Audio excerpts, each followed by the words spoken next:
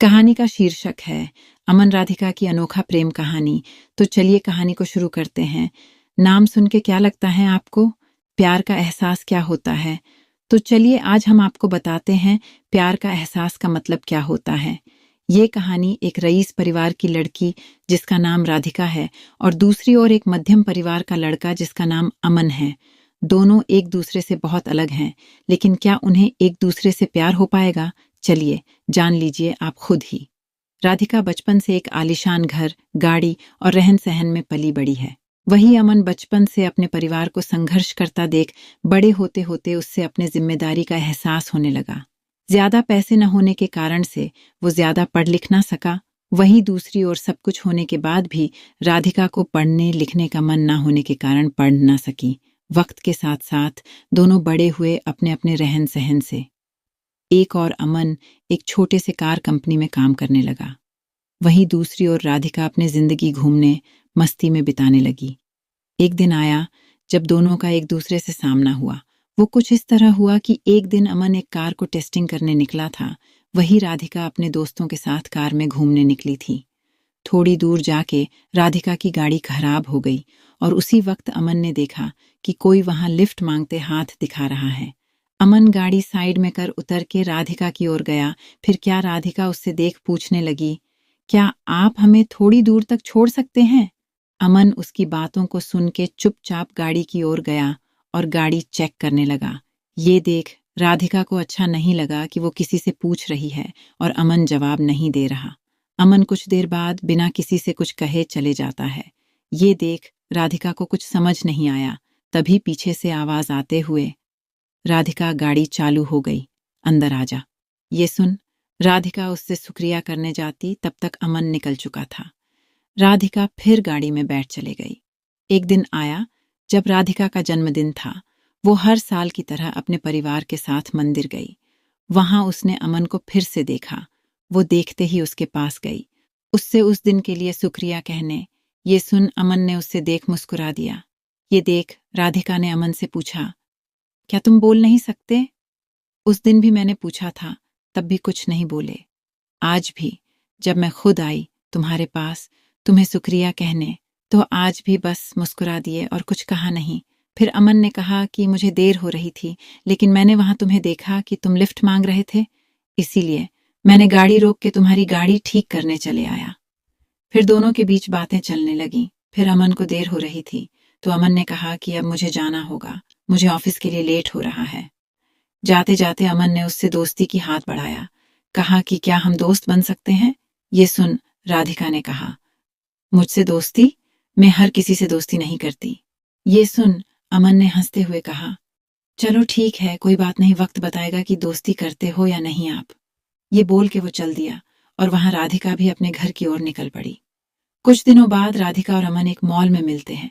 अमन देख राधिका से पूछा, तुम यहाँ कैसे? राधिका देखते हुए, बस यूं ही घूमने के लिए आई हूं, तुम्हारा आज ऑफिस नहीं है जो यहाँ आए हुए हो? अमन ने कहा, आज बस जल्दी काम खत्म हो गया था तो सोचा थोड़ा घूम लूं। फिर दोनों एक कैफे में गए और बातें करने लगे। राधिका ने अमन से कहा, अपने बारे में बताओगे कुछ? अमन हंसते हुए कहने लगा, मैं क्या बताऊं अपने बारे में, मेरा तो बस एक साधा सीधा जिंदगी है जहां रोज सुबह ऑफिस जाता हूं और शाम को घर जाके घर का कुछ काम कर लेता हूं, बस फिर खा के सो जाना, फिर वही सुबह फिर से। फिर अमन ने पूछा, आप क्या करते हो? ये सुन राधिका हंसने लगी और कहा, मुझे कुछ करने की जरूरत ही नहीं पड़ती, सब बिना कुछ किए ही मिल जाता है, तो क्यों करूंगी मैं कुछ? फिर अमन ने कहा, अच्छा है, फिर तो हम बहुत अलग हुए। ये सुन राधिका ने कहा, हाँ अलग तो हुए, हम फिर भी तुम्हारे साथ बैठी हूं यहाँ। फिर अमन ने कहा, बैठी हूं मतलब हम अलग हैं तो सिर्फ रहन सहन से, बाकी हम दोनों एक ही हैं। अगर तुम दिल से किसी के बारे में सोचोगे तो तुम्हें कोई अलग नजर नहीं आएगा। ये सुन राधिका ने कहा, ये दिल कुछ नहीं होता है। अमन सुन के मुस्कुराने लगा और कहा, ठीक है जैसा तुम बोलो। फिर हर कुछ दिनों में दोनों मिलते रहते, बातें करते और अपने घर चले जाते। धीरे धीरे दोनों में बातें बढ़ने लगी और दोनों रोज मिलने लगे। अमन ऑफिस से निकल के मॉल चले जाता और वहां राधिका उसका इंतजार करती रहती। फिर एक दिन राधिका ने कहा कि मुझे एक पूरा दिन तुम्हारे साथ रहना है, देखना है कि क्या करते हो तुम पूरा दिन। फिर एक दिन अमन का छुट्टी था ऑफिस का, तो उसने राधिका को मिलने के लिए बुला लिया। फिर अमन हमेशा की तरह पहले मंदिर गया, फिर वहां से आने के बाद मैदान गया जहां छोटे छोटे बच्चे खेल रहे थे। वहां अमन उनके साथ खेलने लगा। फिर कुछ देर बाद अमन वहां से आश्रम गया जहां वो हमेशा लोगों को खाना खिलता, उनका कुछ देर देखभाल करता, फिर चले आता। फिर वहां से निकलने के बाद अपने घर आया और अपने माँ को बिठा के घर का बचा हुआ काम खत्म किया।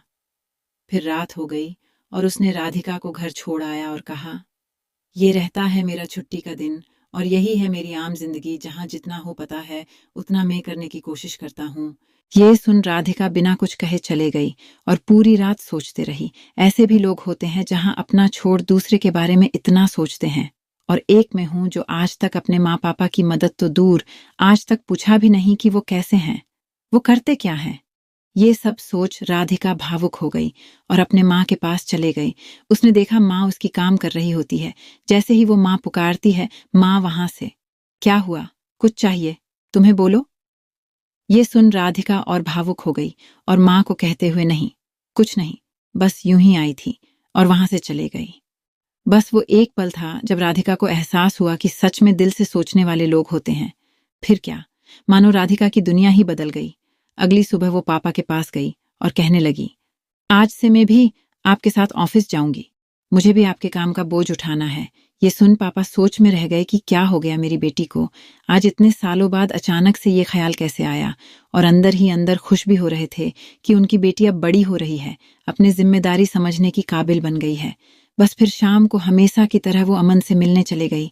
बस फर्क इतना था, आज की हमेशा वो घर से आती थी, आज वो ऑफिस से आई है।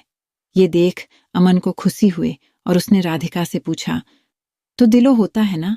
ये सुन राधिका हंसने लगी और उससे माफी मांगते हुए उससे फिर से शुक्रिया कहा कि उसके वजह से आज वो अपने आप को पहचान पाई कि उसकी जिंदगी क्या थी और वो किससे समझ बैठी थी।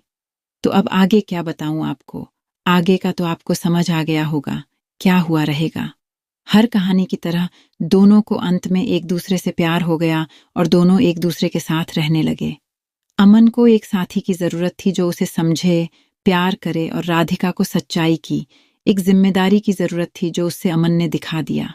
जाते जाते मैं आपको एक बात बताना ही भूल गया। दोनों एक दूसरे से मिले, बातें किए, घूमते रहे एक दूसरे एक साथ, लेकिन अभी तक दोनों ने एक दूसरे से अपना नाम नहीं पूछा। ना अमन ने कभी पूछा कि आपका नाम क्या है, और ना ही राधिका ने अमन से कभी उसका नाम पूछा। तो इस कहानी का अर्थ यही था कि किसी की पहचान जानना या पूछना जरूरी नहीं, जरूरी बस ये है कि आप बिना जाने कितना उस पर यकीन करते हो और उसकी मदद करते हो। राधिका एक ऐसी लड़की थी जिसे हमेशा से घूमना, मस्ती करना, ये सब में अच्छा लगता, और अमन एक ऐसा लड़का था जिसे हमेशा से उसकी जिम्मेदारी उसे पकड़ी रहती। दोनों एक दूसरे से काफी अलग थे, लेकिन अंत वही एक दूसरे के लिए बन गए। तो प्यार कभी भी और किसी से भी हो जाता है। आपको ना उसके लिए अपनी जिम्मेदारी से भटकना है और ना ही उसके लिए कुर्बानी देनी है। तो दोस्तों, कहानी कैसी लगी मुझे कमेंट करके ज़रूर बताएं। यदि आपको ऐसे ही वीडियो पसंद आते हैं तो love story Hindi YouTube channel को सब्सक्राइब कर दीजिएगा। मिलते हैं और एक नई कहानी लेकर, तब तक अपना ख्याल रखें, अपने परिवार का ख्याल रखिए। तब तक हमें विदा लेने की इजाज़त दीजिए। धन्यवाद।